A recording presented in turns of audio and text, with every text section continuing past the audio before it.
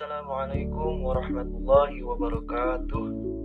Bismillahirrahmanirrahim. Puji dan syukur marilah kita panjatkan kepada Allah Subhanahu wa Ta'ala atas rahmat dan karunia-Nya sehingga kita bisa diberikan nikmat sehat pada waktu ini.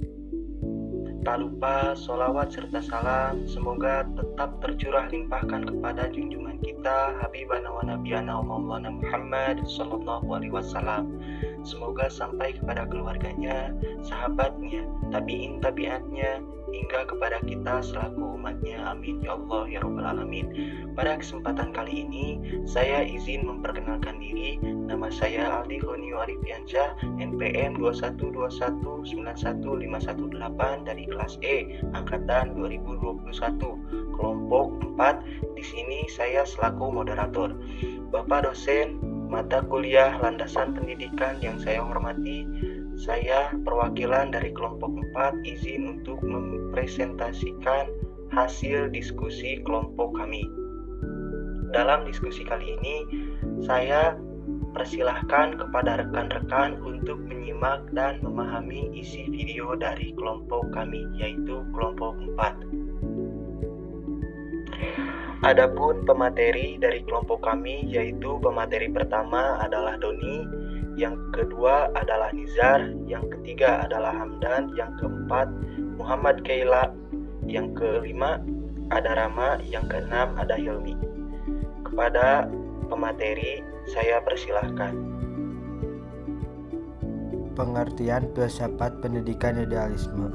Suatu aliran filsafat yang mempunyai pandangan bahwa hakikat segala sesuatu ada pada tataran ide. Realitas yang berwujud sebenarnya terlebih dahulu ada pada dalam realitas, ide dan pikiran, dan bukan pada hal-hal yang bersifat materi. Idealisme tidak mengingkari adanya materi. Materi merupakan bagian luar apa yang disebut hakikat terdalam, yaitu akal dan ruh. Sehingga materi merupakan bungkus luar dari hakikat pikiran, akal, budi, ruh, dan atau nilai. Idealisme sering menggunakan term-term yang meliputi hal-hal yang abstrak seperti ruh, akal, nilai, dan kepribadian. Idealisme percaya bahwa watak suatu objek adalah spiritual, non-material, dan idealistik. Metode aliran idealisme. Metode dialektik syarat dengan pemikiran, perenungan, dialog, dan lain-lain. Kurikulum yang digunakan dalam idealisme adalah pengembangan kemampuan berpikir dan penyiapan keterampilan bekerja melalui pendidikan praktis. Kurikulum yang digunakan dalam aliran idealisme adalah dengan evaluasi esai. Inti dari idealisme adalah suatu penekanan pada realitas gagasan ide, pemikiran akal pikir, daripada sebagai suatu penekanan pada objek daya material. Tokoh filsafat pendidikan idealisme. Plato. Aliran filsafat Plato dapat dilihat sebagai suatu reaksi terhadap kondisi perubahan terus-menerus yang telah meruntuhkan Athena Fama. Ia merumuskan kebenaran sebagai sesuatu yang sempurna dan abadi. Friedrich Hegel. Inti dari filsafat Hegel adalah konsep Geist, suatu istilah yang diilhami oleh agamanya. Ia berusaha menghubungkan yang mutlak dengan yang tidak mutlak. Immanuel Kant. Ia menyatakan sesuatu itu datang dari akal murni yang tidak bergantung pada sebuah pengalaman. Imam Al-Ghazali. Beliau berpaham idealisme yang konsekuen terhadap agama. David Hume.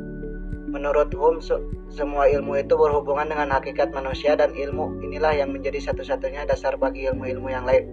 Hume mengatakan bahwa semua pengetahuan dimulai dari pengalaman indera sebagai dasar. Pengertian filsafat pendidikan realisme, yaitu aliran dalam ilmu pengetahuan yang mempersoalkan objek pengetahuan manusia. Aliran ini memandang bahwa objek pengetahuan manusia berada di luar dari manusia. Realisme sangat bertolak belakang dengan idealisme karena realisme memandang suatu bukti yang real secara nyata, sedangkan idealisme hanya dalam akal pemikiran manusia. Jadi filsafat realisme dibagi dua, yaitu realisme klasik atau rasional dan realisme alam atau religius. Antara keduanya saling berkaitan dalam dunia pendidikan, sehingga akan menjadikan keberhasilan dalam pembelajaran. Contohnya, menanamkan pengertian lebih penting daripada menghafal. Pelajaran disesuaikan dengan perkembangan anak, memberi pelajaran dengan mendahulukan yang mudah dahulu. Tokoh filsafat pendidikan realisme, yang pertama itu ada Aristoteles. Ia lahir di Stagira pada tahun 384 sebelum Masehi, meninggal di Kalkis pada tahun 322 sebelum Masehi pada usia 63 tahun. Objek bertepatan dengan logika atau akal. Yang kedua ada Johann Amos, ia menyatakan bahwa pendidikan harus universal. Yang ketiga ada William Gudgeon, tokoh ini menyatakan bahwa tidak ada tujuan hidup, maka tidak ada pula tujuan pendidikan. Yang keempat ada Franz Bacon, ia menyatakan pikiran yang nyata dengan menggunakan sentuhan indrawi. Yang kelima ada John Locke, menurutnya pengetahuan manusia itu seperti batu keras yang tertetes air, lama-kelamaan akan cekung, seperti akal manusia yang sering diasah. Perbedaan idealisme dan realisme. Idealisme berpandangan bahwa pengetahuan sebenarnya sudah berada dalam jiwa main kita, tetapi membutuhkan usaha untuk dibawa pada tingkat kesadaran kita melalui suatu proses yang disebut introspeksi.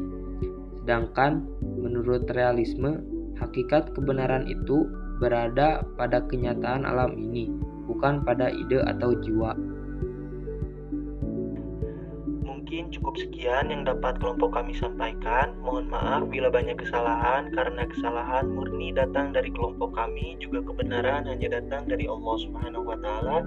Wabillahi taufiq wal hidayah. Wassalamualaikum warahmatullahi wabarakatuh.